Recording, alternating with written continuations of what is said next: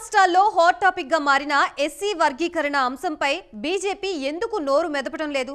మొదటి నుంచి వర్గీకరణకి కట్టుబడి ఉన్నామని పదే పదే చెప్పిన తెలంగాణ నేతలు తీరా సుప్రీం గ్రీన్ సిగ్నల్ ఇచ్చాక సైలెంట్ అయిపోవడం పట్ల ఆంతర్యం ఏంటి? వర్గీకరణ అంశంలో ఇంకేమైనా లొసుగులు ఉన్నాయా? వర్గీకరణ అంశంపై నోరెత్తవద్దని రాష్ట్ర నేతలకు హైకమాండ్ నుంచి ఆదేశాలు వచ్చాయా?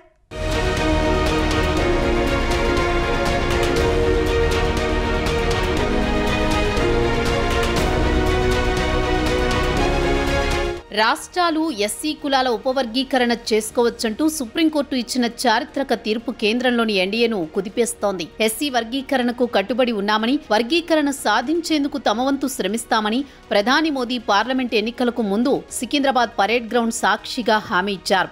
మాదిగ సామాజిక అభివృద్ధికి అవసరమైన ఆర్థిక విధానాలు మెరుగుపరిచేందుకు సిద్ధంగా ఉన్నామని తెలిపారు.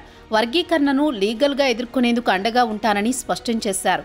ఇచ్చిన మాట మేరకు మోదీ కేంద్ర కేబినెట్ సెక్రటరీ ఆధ్వర్యంలో కమిటీని కూడా నియమించారు.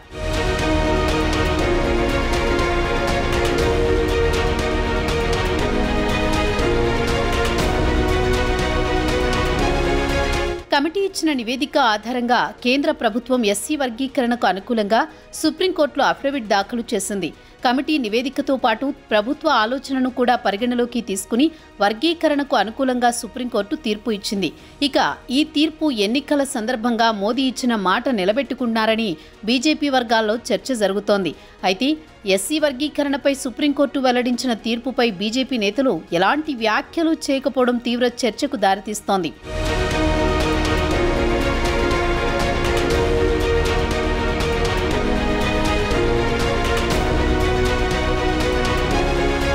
బీజేపీ అధిష్టానం ఇచ్చిన ఆదేశాలతోనే తెలంగాణ నేతలు వర్గీకరణ అంశంపై గప్చుప్పయ్యారని టాక్.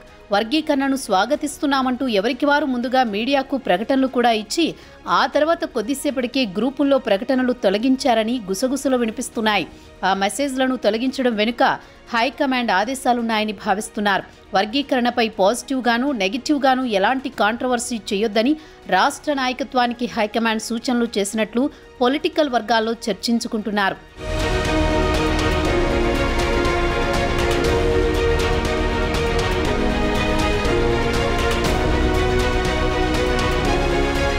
వర్గీకరణ అంశంపై పాజిటివ్గా మాట్లాడితే మిగతా వర్గాలకు అది నెగిటివ్ అయ్యే అవకాశం ఉండడంతో ముందు జాగ్రత్త చర్యలు చేపట్టినట్లు తెలుస్తోంది. అందుకే నేతలు సైలెంట్గా ఉండాలని దిశానిర్దేశం చేసినట్లు చెబుతున్నారు. అగ్రనాయకత్వం ఆదేశాలతో వెంటనే కేంద్ర మంత్రి బీజేపీ రాష్ట్ర అధ్యక్షుడు కిషన్ రెడ్డి టెలికాన్ఫరెన్స్ నిర్వహించారని అంటున్నారు. వర్గీకరణ అంశంపై ఏ ఒక్క నేత మాట్లాడకూడదని స్పష్టమైన ఆదేశాలిచ్చినట్లు గుసగుసలు వినిపిస్తున్నాయి.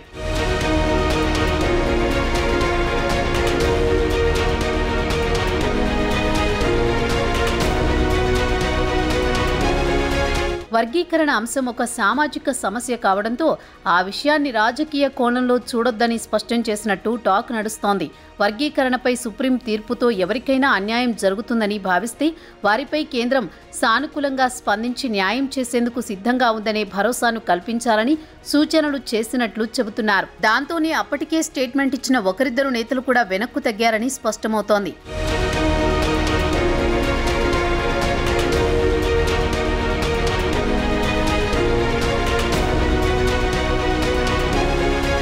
సంకీర్ణ భాగస్వాముల మధ్య ఈ వ్యవహారం కుదిపేస్తోంది. సుప్రీంకోర్టు తీర్పును కేంద్రంలో కీలక మిత్రపక్షం టీడీపీ స్వాగతిస్తుండగా మరో భాగస్వామి లోక్ జనశక్తి పార్టీ మాత్రం వ్యతిరేకిస్తోంది. దీనిపై సుప్రీంకోర్టులో రివ్యూ పిటిషన్ వేసేందుకు కూడా సిద్ధమవుతోంది. అలాని వర్గీకరణ ప్రకటనలతో మాల సామాజిక వర్గం నిరసన తెలుపుతోంది. ఎస్సీల వర్గీకరణ ఆపాలని డిమాండ్ చేస్తోంది. దీంతో బీజేపీ పరిస్థితి ముందు నుయ్యి వెనుక గొయ్యి అన్నట్టు ఉందని చర్చ జరుగుతోంది.